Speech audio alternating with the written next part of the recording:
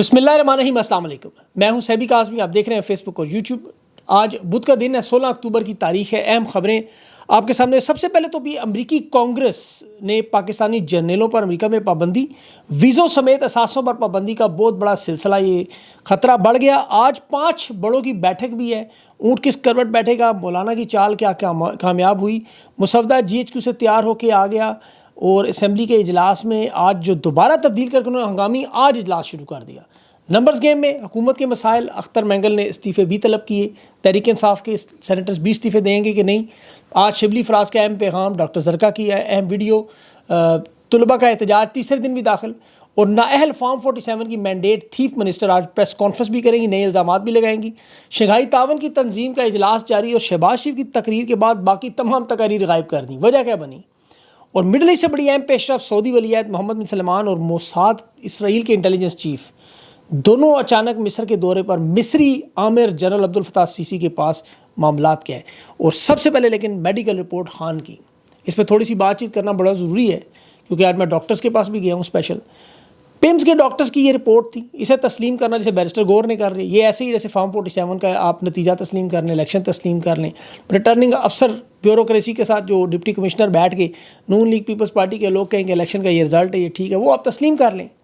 اسی طرح یا پھر نواز شریف صاحب کی میڈیکل کی جتنی بھی رپورٹس آپ کے سامنے آتی رہیں انہی سرکاری ڈاکٹروں سے، ہارٹ اٹیک ایک دن میں 7 ہوتے رہے، پلیٹلیٹس گرتے رہے، نواز شریف کی صحت، اسے بھی آپ تسلیم کر لیں۔ بلکہ آصف زرداری کی ایک چھوٹا دماغ ہے اس کا، یہ ایک رپورٹ جمع کروائی تھی، اسے بھی تسلیم کر لیں، وہ تو ہر دماغ وہ میں ایسے کر لوں۔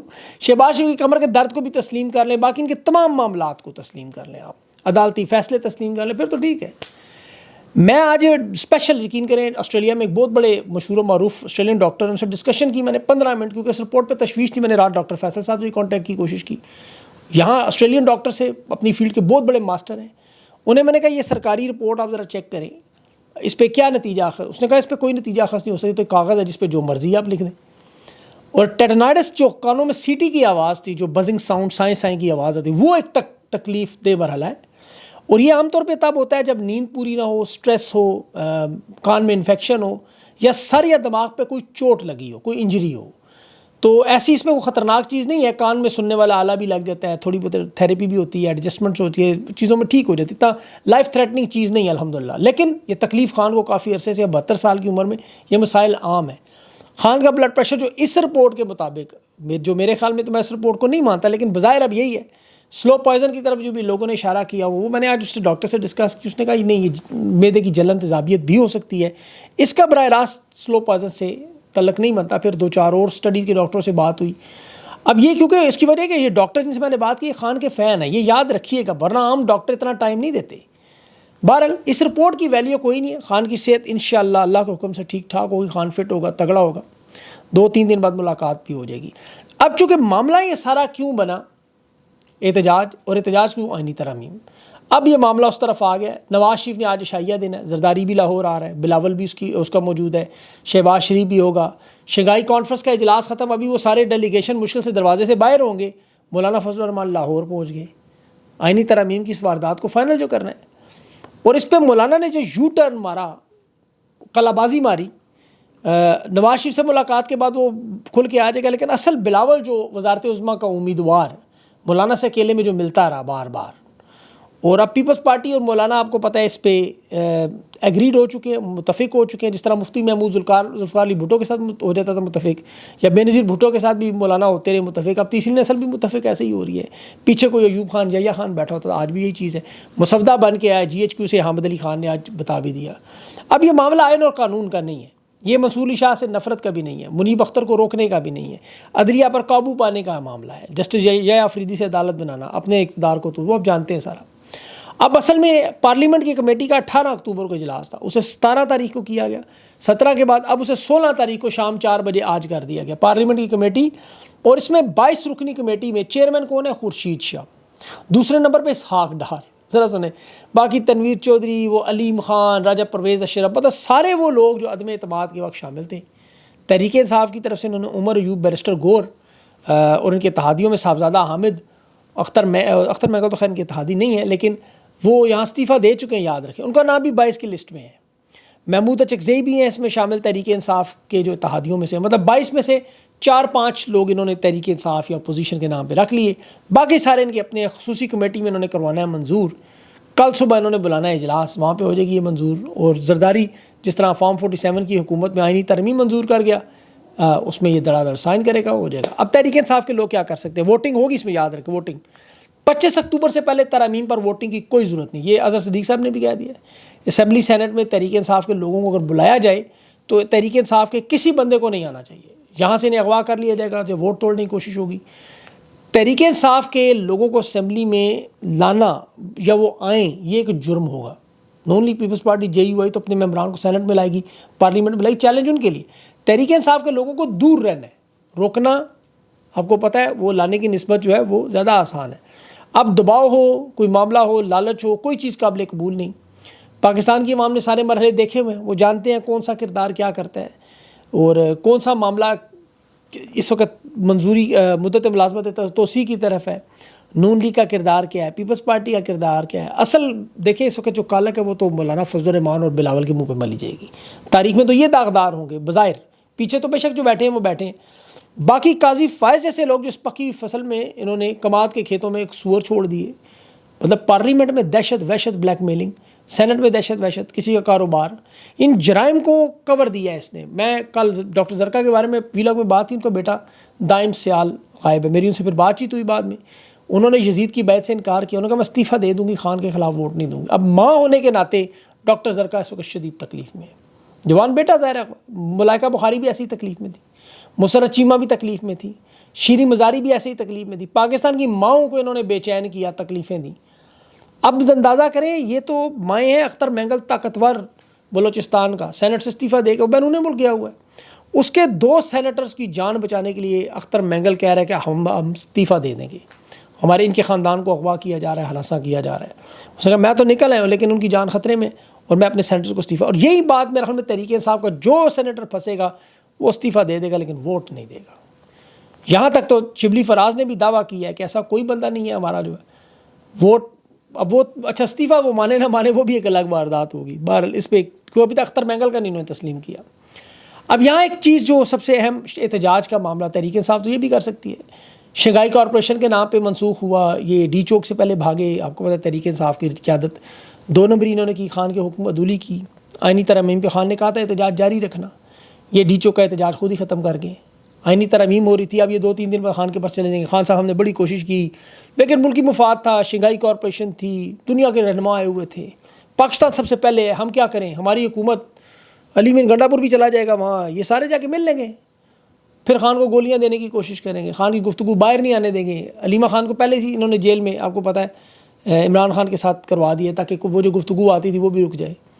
یہ کیس ڈلوایا گیا علیمہ خان کے اوپر، ملاقاتوں کا بیٹھ کے باقاعدہ طور پہ ہوا ہوگا کہ خان کے پیغام آتا ہے ہم کیا کریں، ہم پھنس جاتے ہیں. جس طرح قائد اعظم کی جیب میں کھوٹے سکے تھے، خان کی جیب میں کھوٹے سکے. یہ خان کے وفادار ہوتے تو 17 کی جو احتجاج کی کال دی ہوتی ہے، کیونکہ خان نے بار بار یہ کہا تھا کہ آئینی ترمیم نہیں ہونی چاہیے. آج جو نوجوان انہیں بار بار کہہ رہے ہیں کال دیں کال دیں، انہوں نے نہیں دینی کال، یہ کبھی بھی نہیں دیں گے کال. انہیں پتہ ہے کہ کال دی تو پھر باہر نکلنا پڑے گا. یہ دن دہاڑے ڈھٹائی کے ساتھ جس طرح حکومت جرم کر رہی ہے، 2 نمبری کر رہی ہے، واردات کر رہی ہے، اب تحریک انصاف کی قیادت بھی سمجھ گئی ہے 2 سال 6 مہینوں میں کہ ہمیں بھی ایسے ہی کرنا چاہیے. ہم بھی کسی کو جواب دہ نہیں ہیں، ہم کسی سوشل میڈیا پہ کسی صحافی کو کسی کو بھی اس چیز کا جواب نہیں دیں گے. ہماری جو مرضی ہوگی ہم کریں گے. ہم نے کس سے پوچھنے، خان تو جیل میں، اس کی بہنیں بھی جیل میں. پاکستان کے لوگ جتنا مرضی ویسے ہی ہمیں الزام لگاتے رہے، نہیں کرتے ہم. وہ ڈھٹائی کی طرف آ گئے. تو یہ معاملہ جائے گا عوام کے ہاتھ میں، اور عوام کو دیکھیں دل چھوٹا نہیں کرنا چاہیے. قیادت میں لوگ آتے رہتے ہیں جاتے رہتے ہیں. خان کا حوصلہ اس کی عوام ہے، پاکستان کی عوام ہے، اور انہیں ایک لائے عمل بنانا ہوگا. میں انشاءاللہ اگلے ویلاگ میں کوشش کروں گا وہ تجاویز آپ کو دوں کہ آپ کیا کر سکتے ہیں، آپ لوگوں کو کیا کرنا چاہیے. اس میں ایک تو آپ کے سامنے اوورسیز پاکستانی بڑا زبردست کام اپنی جان مار رہے ہیں، ان کی کوششوں کا یہ نتیجہ ہے. دیکھیں کہ جس طرح پاکستان میں بھی آپ کو ایسی ہی کاوش کرنی ہوگی، مل جل کر خود اپنے چھوٹے چھوٹے نیٹ ورک بنانے ہوں گے. ابھی امریکہ سے جو خبر آئی پہلے اس پہ میں بات کروں، اس پہ میں اگلے ویلاگ میں کروں گا. باقی کانگریس کے 37 ممبران نے انسانی حقوق کے، جس میں ٹیم بھی شامل ہے، انسانی حقوق کے حوالے سے بڑا ایکشن لیا، اور ابھی مزید 50 ممبران کانگریس کے ان انسانی حقوق کی خلاف ورزی پر، مسنگ پرسن پر، جیسے بھی انتظار پنجوتا ہے، صحافی ہیں، یہ کانگریس سمیت ریپبلکن پارٹی، بائی پارٹیزن ہوتے ہیں نہیں دونوں پارٹیاں، اس پہ ترمیم جو قانون کی ابھی جو ہو رہی ہے آئینی ترمیم، مارشل لا کا راستہ کھلوانے کے لیے، خان کی رہائی کے لیے، سیاسی قیدیوں کے لیے، یہ ایک پوری کمپین اوورسیز پاکستانیوں نے چلائی جو 37 اس پہ سینیٹرز نے کر دی سائن کانگریس کے لوگوں نے، اور 50 مزید آ رہے ہیں۔ وہ یہ کہ اسٹیبلشمنٹ کے طاقتور لوگوں کو، جس میں باقاعدہ آرمی چیف کا نام بھی انہوں نے ڈالا، کہ تمام بڑے بڑے طاقتور عہدوں پہ جتنے بھی ان کے ارجنٹ ویزے ہوں گے وہ بند ہوں گے، ان کے اثاثے وہاں بین ہوں گے، جو سینئر قیادت ہے ان کے اثاثوں کی جانچ پڑتال کر کے باقاعدہ وہاں رپورٹ جمع کروائی جائے گی۔ یہی معاملہ بھی کینیڈا میں بھی ہوا، قرارداد پیش ہوئی تھی کہ رجیم چینج آپریشن کے بعد جتنے بھی کردار ہیں طاقتور عہدوں پہ، ان کے ساتھ جو پہلے ریٹائر بھی ہو چکے ہیں ان پر بھی پابندیاں لگائی جائیں، اور کینیڈا میں لگ چکی ہیں، امریکہ میں بھی اب لگ جائیں گی، اور امریکہ میں بڑے ہائی لیول پہ۔ اب دیکھیں یہ لوگ مڈل ایسٹ میں تو رہ نہیں سکتے، وہاں تو بڑی سخت گرمی ہے، یہ ممی ڈیڈی برگر بچے ان کے وہاں پگھلتے ہیں۔ برطانیہ چین میں جا نہیں سکتے، چین کا تو آپ کو تو کبھی گئے ہی نہیں آج تک یہ لوگ۔ باقی امریکہ برطانیہ آپ ان کے وہاں پہ شایان جیسے لوگ بیٹھے انتظار کر رہے ہیں کہ آئیں یہاں پر۔ جنرل باجوہ صاحب ذرا جائیں نا وہاں، قاضی فائز صاحب جائیں، سردار سکندر سلطان راجہ، نواز شریف صاحب، یہ ذرا جا کے تو دنیا میں کسی ملک میں جگہ دکھائیں۔ وہاں شایان جیسے برطانیہ کے بہت سارے نوجوان ہیں، اور ابھی تو وہاں سے پروٹیسٹ کی کال بھی آ گئی ہے۔ اب دنیا بھر سے پاکستانیوں کے احتجاج کی کالیں آ رہی ہیں۔ اب دیکھیں حکومت نے طاقت سے جن معاملات کو دبایا ہے وہ پھر آہستہ آہستہ اگتے ہیں۔ اب یہ طلبہ تحریک کا ایک بیج بویا گیا سامنے، کیونکہ نوجوانوں کے اپنے مسائل ہیں، نوکریاں نہیں۔ کل میں نے آپ کو بتایا 18,000 بچہ 18 سال کا ہو رہا ہے ہر روز تو اب یہ بچے جو ہیں ان کو نوکریاں کو نہیں، لائبلٹی بنتے جا رہی ہیں۔ یہ جو طالب علموں کی تحریک ہے یہ بنگلہ دیش کی طرح، اس کا مومنٹم شروع ہوتا ہے، اسے چھوٹے چھوٹے واقعات چاہیے ہوتے ہیں خود بخود۔ اس طرح کی تحریکوں کو چلانے کے لیے تحریک انصاف نہیں کچھ کر سکتی، ورنہ وہ ISF سے سب کچھ کروا لیں، ایسا نہیں ہے۔ وہ یہ جو طلباء کی زیادتی کا معاملہ ہوا پنجاب میں ہوا، دیکھیں وہ پنجاب سے نوشہرہ تک پہنچ گیا، ہری پور تک پہنچ گیا، ابھی آہستہ آہستہ پھیلتا جا رہا ہے۔ یہ بڑی تعداد میں طالب علم ہے پاکستان میں۔ شروع یہ لاہور سے ہوا تھا، 3 دن ہو چکے ہیں۔ چیچا وطنی کالجز کے باہر بھی پولیس کی نفریاں کیوں کھڑی کرنی پڑ رہی ہیں۔ تو یہ کریک ڈاؤن بھی کیا جا رہا ہے، طلباء کو جو مارا پیٹا بھی جا رہا ہے۔ پنجاب میں بھی دیکھ لیں، وہ لاہور کالج میں جو یونیورسٹی ہے اس میں گورنر نے بھی نوٹس تو لیا ہے، لیکن عوام نوجوان بچے خود اپنے ہاتھ میں تحریک لے کے، ابھی گلبرگ جو ہے وہاں ابھی بھی تمام سڑکیں بند ہیں، نوجوانوں نے کی ہوئی ہیں۔ تو اس کیس کی ابھی تو ابتدائی رپورٹ کی FIR آپ پڑھیں، متاثرہ لڑکی کو تو انہوں نے ظاہر ہے ہائی پاور کمیٹی بنا کے 2 نمبری کر کے DIG آپریشن، پنجاب کالج کے لوگوں کو بٹھا کے بیچ میں، پرنسپل کو، وہ سیکورٹی کے انچارج کو، تو اس میں 25-30 لوگوں نے انٹرویو بھی کر لیے۔ اب یہ FIR ہی اگر آپ صرف دیکھیں اس کیس پہ تو آپ کو وہی لگ رہے جو 2-2.5 سال سے پاکستان میں واردات ہو رہی ہے۔ وہی لڑکی کے والدین نے تردید کر دی، تحریری بیان دے دیا جی کہ ہماری بچی تو چلتے چلتے گر گئی تھی، وہ اتنی گری وہ بیچاری کہ 15 دن ہسپتال پڑی رہی۔ تو یہ ویڈیو سے اس کی مطلب انہوں نے کہا جی کہ اس کے خلاف سوچی سمجھی سازش کے تحت بنایا گیا، جیسے حکومت کے خلاف سوچی سمجھی سازش کے تحت نوجوان بچے کر رہے ہیں۔ بہرحال اس پہ دیکھیں گے آگے انشاءاللہ اپڈیٹنگ سٹوری ہے۔ سعودی عرب کے جو ولی عہد ہیں وہ پہنچے ہیں مصر میں، وہاں ان کی ملاقات ہوئی ہے عبدالفتاح سیسی سے، جو کہ ایک عامر ہے، یاد رکھیں۔ محمد مرسی کی حکومت کر کے ملک پہ قبضہ اس نے کیا ہوا 11 سال سے، اور مصر اسلامی دنیا میں سب سے بڑا حمایتی ملک ہے نتن یاہو کا، اسرائیل کا۔ اس کی تقریر کا بائیکاٹ تک نہیں کرتا، لبنان فلسطین کے لوگوں پہ پناہ تک نہیں دیتا۔